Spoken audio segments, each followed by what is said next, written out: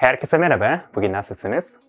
Bugün YouTube'a başladığımdan beri bana en çok sorulan sorulardan biri olan Kore vatandaşı nasıl olunur hakkında konuşmak istiyorum.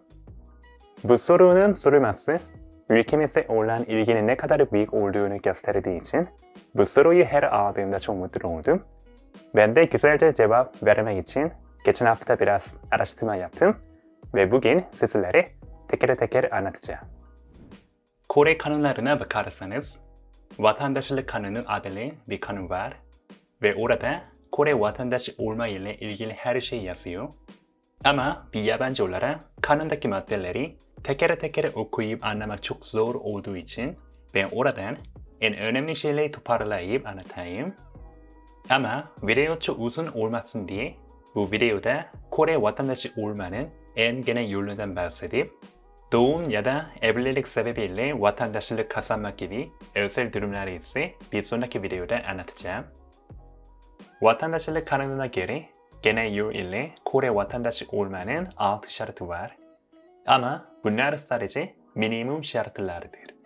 Yani bu şartlara uyduktan sonra bir mülakat oluyor. Bu mülakatı geçince sonunda Kore vatandaşlığı çıkıyor. İlk önce şartlara bakarsak, birincisi devamlı olarak en az 5 yıldır Kore'de yaşıyor olmalısınız. Mesela Kore'de okul bitirip birkaç yıl Kore'de iş yaparsanız bu şarta kolay uyulur.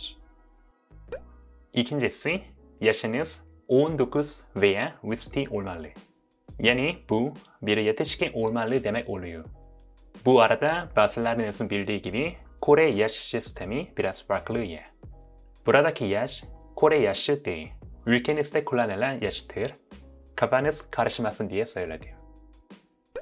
Üçüncüsü, uygun davranışlar sergiliyor olmalısınız. Bunu görünce uygun davranışlar ne demek ya? Ben her gün kulübe gidiyorum. O zaman ben Kore vatandaşı olamaz mıyım? Bu şekilde düşünebilirsiniz. Ama bunun yaşam tarzı ile hiç alakası yok. Bu sabıka kaydı ile ilgilidir. Yani daha önce hapise gitti mi? Oradan çıkalı kaç yıl oldu falan. O yüzden öyle sabıka kaydınız olmazsa bu şart üzerinde hiç düşünmenize gerek yoktur. Dördüncüsü ki bence şartlarda en zor olan budur.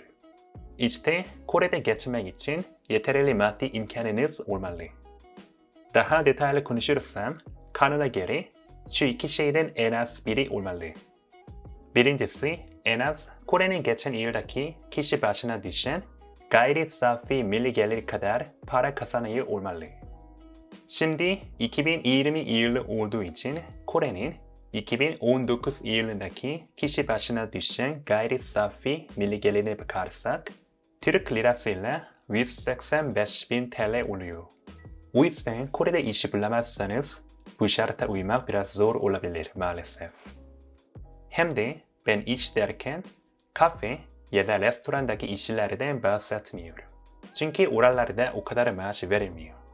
185.000 TL kadar para kazanmak için Samsung, Hyundai gibi çok büyük şirketler olmazsa bile en azından genel şirketlerde çalışmanız gerekir. İkincisi ise Türk lirasıyla en az 300.000 TL değerindeki finansal varlık yani nakit, banka depozitosu, hisse gibi ya da o değerdeki emlağa sahip olmalısınız. Gördüğünüz gibi her ikisi de hiç kolay değil ve bu yüzden Kore vatandaşı olmanın şartlarından en zor olan budur demiştim. Beşincisi Koreceyi iyi konuşabilir ve Kore kültürünü iyi anlıyor olmalısınız. Bu şartta zor gelebilir ama çok endişelenmenize gerek yok. Çünkü tabii ki sizden Koreliler gibi bir Korece beklemiyorlar. Hem de bu şarta uydurmak için düzenlenen Kore devletinin özel programları var. Oradan eğitim alıp programlar bitirince bu şarta uymuş olacaksınız. Son olarak altıncısı, Kore Adalet Bakanı'na göre Kore'nin milli güvenliği, toplumsal düzeni veya kamu refahına tehlike arz eden biri olmamalı. Yani terörist değilseniz bu şartı için endişelenmenize gerek yoktur. Şu ana kadar anlattığım bu 6 şarta uymuş olursanız artık Kore devletine başvuru yapıp mülakata gireceksiniz. Mülakatta tahmin edebileceğiniz gibi nasıl bir insan olduğunuzu kontrol etmek dışında tabii ki Korece seviyenizi de test ediyorlar ve çok güzel Korece konuşursanız daha yüksek puan alacaksınız elbette.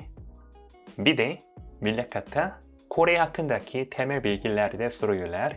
Mesela Kore'nin 5 milli bayramı nedir ve her birinin anlamı nedir?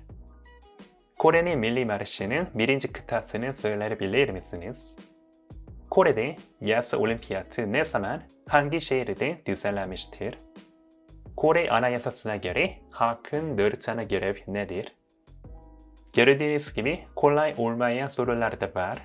Ama vatandaşlık başvurusu yapmadan önce iyi hazırlarsanız o kadar zor olmaz bence.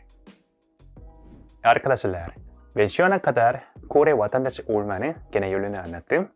Kısacası 6 şarta uymak ve mülakatı geçmek bu şekilde özetlenebilir. Videoyu sonuna kadar izlediğiniz için çok teşekkür ederim. Ve doğum ya da evlilik sebebiyle vatandaşlık kazanmak gibi özel durumlar ise bir sonraki videoda anlatacağım. O zaman bir sonraki videoda görüşürüz.